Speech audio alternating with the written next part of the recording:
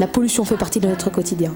Pour lutter contre le réchauffement climatique, certains collèges construisent de nouveaux bâtiments plus écologiques. Nous sommes allés visiter l'un d'entre eux, le collège Rouget de Lille, fidèle aux dernières normes mises en place.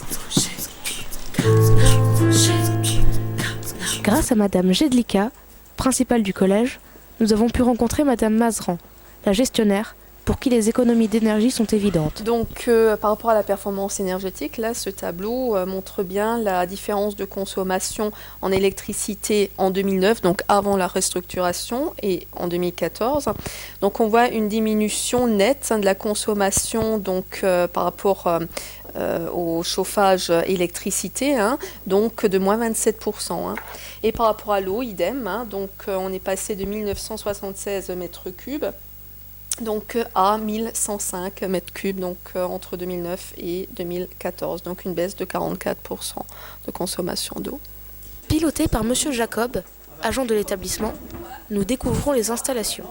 Ça c'est notre GTC, donc ça s'appelle GTC, gestion technique centralisée. Donc là je peux vérifier les alertes en fait. Là c'est l'automatisation, voilà, donc, le chauffage. Voilà, là vous voyez qu'on a un petit souci sur la PAC 2.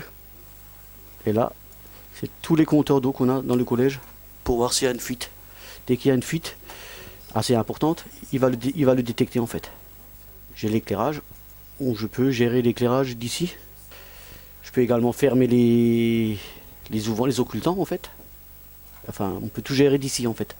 Voilà. Voilà. Donc, rapidement, là on a un puits de pompage.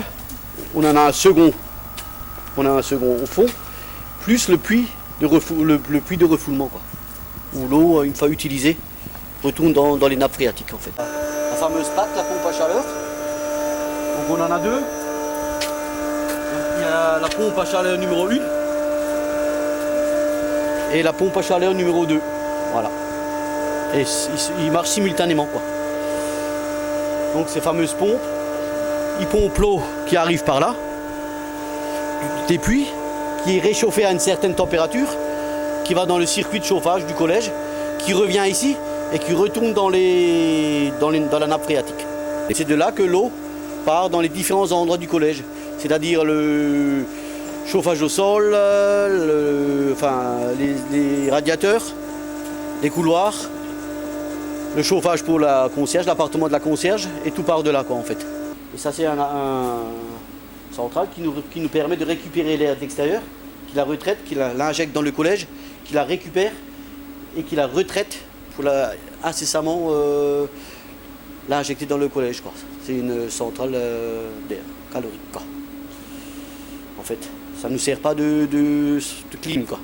C'est un collège qui est très clair, donc avec des murs très clairs, des sols très clairs, donc moins besoin de luminosité, de lumière, et donc voilà, donc toujours dans le cadre d'une économie d'énergie, quoi, en fait. Ça. Niveau éclairage, on est dans les parties communes, on est éclairé par des LED. C'est des blocs entiers, donc c'est des LED qui se déclenchent, qui s'allument par des capteurs spécifiques qui sont placés à différents endroits. Donc, ce qui évite que les lumières restent allumées quand il n'y a pas de circulation, quoi. Par contre, dans les salles de classe, on est éclairé par des néons basse consommation. Voilà.